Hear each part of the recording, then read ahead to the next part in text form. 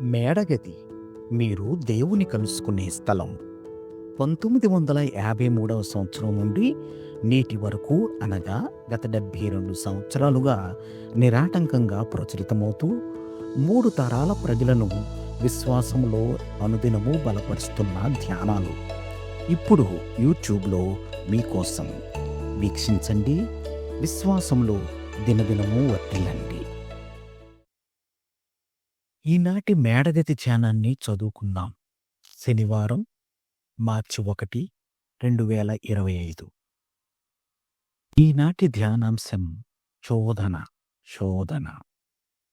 ఈనాటి వాక్య భాగంగా యాకోబు పత్రిక 1వ అధ్యాయం 13 నుండి 18 వచనాల వరకు చదవండి. ఈనాటి ముఖ్య వచనం: మన మార్గములను పరిశోధించి తెలుసుకొని మనము యెహోవా తట్టు తిరుగుదాము.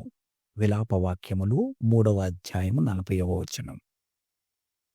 2018లో నేను రిటైర్ అయిన తర్వాత నుండి నేను మా కుక్కను వెంటబెట్టుకుని ప్రతి ఉదయం వాకింగ్కి వెళ్ళడం ప్రారంభించాను. మేము వెళ్ళే రోడ్డు తోటలు, వ్యవసాయ భూములు దాటి అందమైన పర్వత శ్రేణులు అల్లంత దూరంలో కనబడే వరకు తీసుకెళ్తుంది. అయితే ఆ రోడ్డులో వెళుతుంటే ఒక రోలర్ కోస్టర్లో వెళుతున్నట్లుగా ఒక్కసారిగా ఎక్కుడు మార్గం, ఆ వెంటనే దిగుడు మార్గం ఉంటూ దానితో పాటే కొంచెం కూడా మార్జిన్ లేని ప్రమాదకర మలుపులుంటాయి. మేము ఆ మార్గంలో వెళుతున్నప్పుడు ఎదురుగా వచ్చే వాహనాలకు మేము కనబడే విధంగా నేను రోడ్డుకు ఒక ప్రక్క నుండి మరో ప్రక్కకు మారుతూ ఉంటాను. రోడ్డుకు ఏ ప్రక్కనుంటే సురక్షితమో నాకు తెలుసు గాని మా కుక్కకు తెలియదు గదా. అది ఎప్పుడూ మరో ప్రక్క ఏముందో చూడాలని శోధించబడుతుంది.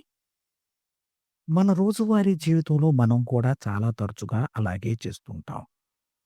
ఉదయకాలాన్ని ప్రార్థన, ధ్యానంతో ఆరంభించి ఆ రోజంతా వాక్య నడిపింపు ప్రకారం నడుచుకోవాలని మొదలు పెడతాం. కానీ ఎంతోసేపు కాకముందే మన చుట్టూ జరుగుతున్న సంఘటనల చేత ఆకర్షించబడి మనపై దాడి చేస్తున్న శోధనలకు లొంగిపోయి డబ్బును బాధ్యత లేకుండా అనవసరంగా ఖర్చు పెడుతూ, కోపంగా మాట్లాడుతూ, ఇతరులపై హృదయంలో కక్ష పెంచుకుంటూ, పొరుగువారిని విమర్శిస్తూ గడుపుతాం. అలాంటి శోధనలకు చాలా సులభంగా ఆకర్షించబడతాం. కానీ మనము శోధించబడినప్పుడు దానిలో నుండి బయటపడడానికి దేవుడు ఒక మార్గాన్ని ఏర్పాటు చేస్తాడని వాక్యం చెబుతున్నది. కొరింథీయులకు రాసిన 1వ పత్రిక 10వ అధ్యాయం 13వ వచనం చదవండి. గనుక ఈరోజు శోధన చేత లాగబడుతున్నట్లుగా అనిపించినప్పుడు మన మార్గాన్ని పరీక్షించుకొని ప్రభువు వైపు మళ్ళుదాం. నేటి ధ్యానం: శోధనను జయించడానికి దేవుడు నాకు సహాయం చేస్తాడు. ప్రార్థన: క్షమించే దేవా, శోధనల చేత లాగబడుతున్నట్లుగా అనిపించినప్పుడు నీ యొద్దకు మళ్ళుటకు మాకు సహాయం చేయము. ఆమేన్. ప్రార్థనాంశం: వాకింగ్ మరియు జాగింగ్ చేసేవారు. తన అనుభవాన్ని ఈనాటి ధ్యానంగా మన కోసం వ్రాసి పంపినవారు డెవ్ బౌమన్, పెన్సిల్వేనియా, అమెరికా. మేడగది అనుదిన ధ్యానాలు మీకు ఆశీర్వాదకరంగా ఉన్నట్లయితే వెంటనే మన ఛానల్ని సబ్స్క్రైబ్ చేయండి. లైక్ చేయడం, షేర్ చేయడం మర్చిపోకండి. దేవుడు మిమ్మును దీవించునుగాక.